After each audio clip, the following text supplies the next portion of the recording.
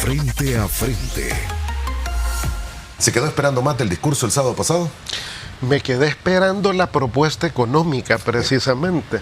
Y uno compara esto, por ejemplo, me impresionó en el caso reciente del fin de semana de la elección de México, de cómo la señora Claudia Sheinbaum, pues el lunes le dijeron: señora, usted es la que llena el requisito, e inmediatamente lanza 5 puntos de lo que será el rumbo de su gobierno para el próximo sexenio. Con el discurso del señor Bukele, pues todos nos quedamos a la expectativa, pues o sea, ¿por dónde? O sea, hay vacíos que son muy preocupantes. En el caso de Bukele, hasta hoy no conocemos cuál será su equipo económico y mucho menos pues hay ministros nombrados. Entonces, esto es un tema muy delicado porque no genera certeza. O sea, de la calidad del equipo que lo acompañará en su gestión, de eso depende la posibilidad de generar confianza. El otro tema elemental tiene que ver con cómo generar certeza económica, o será muy difícil generar certeza económica, mientras el gobierno y mientras Bukele no esclarezca cuál es el rumbo de su reforma constitucional. Ya tienen la puerta abierta. El desmontaje del 248 significó dinamitar el muro para abrir el boquete y hoy se puede filtrar cualquier reforma constitucional. Pero ¿cuáles son esas reformas? Ya hay un secretario jurídico, pero eso genera otra incertidumbre. ¿Cuál? La incertidumbre es: ¿y cuál será el futuro del señor Conan Castro, que se está candidateando para la Corte Suprema de Justicia? Queda claro quién va a conducir la Secretaría Jurídica, pero se abre una incertidumbre de si el país va a avanzar o no, va a recuperar o no la independencia de los poderes del Estado.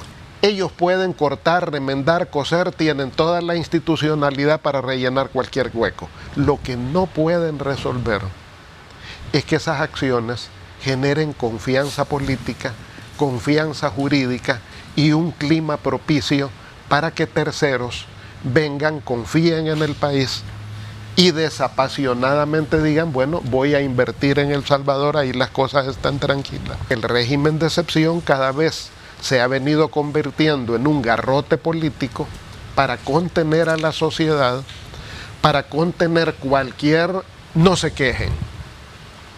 El mensaje: no se quejen, hay de aquel que se queje. O sea, viene medicina amarga, pero cuidado con hacer mala cara por la medicina amarga. No se queje. Y si se queja, para eso está el régimen. Entonces, ese tipo de cosas creo que no generan la confianza política, la confianza jurídica, el clima propicio para que El Salvador pueda entrar en una lógica de recuperación económica. La pobreza, que cuando Bukele llegó al gobierno estaba en el 22.6% en el 2019, sí, 22.6%. Bukele se la hereda a sí mismo con 27.2%. Cuando Bukele asume, se calculaba, según datos oficiales, que había en el país 1.797.000 pobres. 5 años después, la pobreza aumenta, porque es muy frío decir aumentó 5 puntos la pobreza. No, esta se disparó a 1.923.000 pobres. Eso significa que en los 5 años se han gestado 126.000 pobres adicionales. Bukele debe de tener, y cuando uno ve desde afuera dice, plan económico tiene. No lo expresan, porque es el plan de desarrollo de su grupo. Pero ese no es el plan de desarrollo para el país. Ahora, si las pandillas han sido exterminadas ya, como lo señala el señor Bukele, si los partidos están reducidos a la mínima expresión, bueno, ¿y a quién se refiere Bukele cuando habla de los enemigos del pueblo y que no hay que escuchar a los enemigos del pueblo? ¿A quién se refiere? ¿Reforma a la Constitución usted considera que sí se va a dar?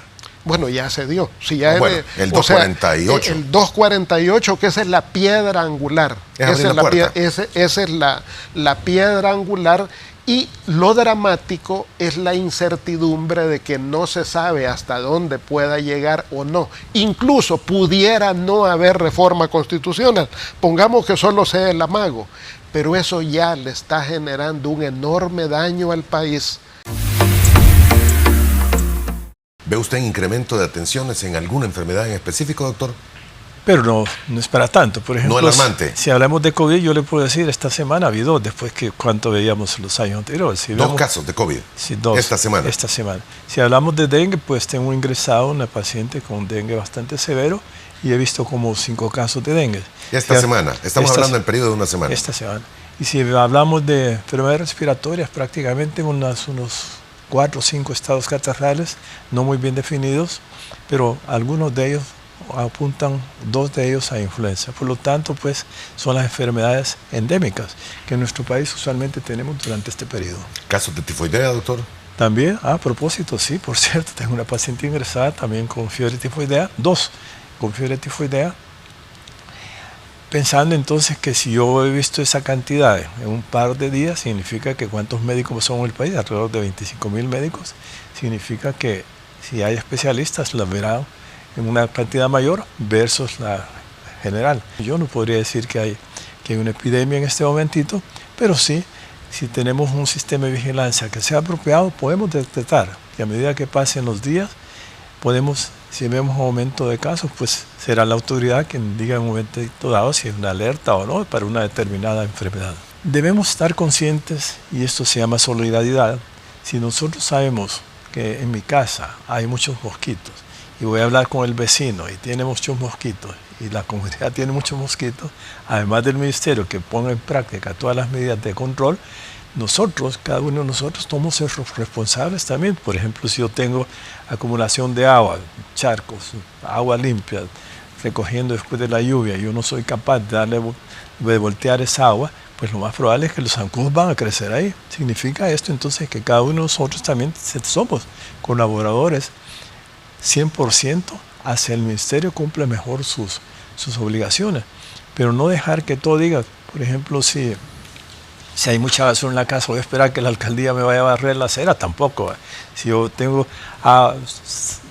los canales tapados, no voy a esperar que llegue alguien a hacerlo, yo lo tengo que hacer. Si yo veo que hay recipientes con agua, pues uno tenemos que hacerlo. O sea, que se llama solidaridad. Creo que todos tenemos que colaborar en un momento dado, precisamente como persona, como familia, como comunidad y como país, por supuesto. Tenemos más de 100 partículas virales causando estados catarrales que se pueden confundir con una influenza, con un influenza, se pueden confundir con sincicial respiratorio, con COVID.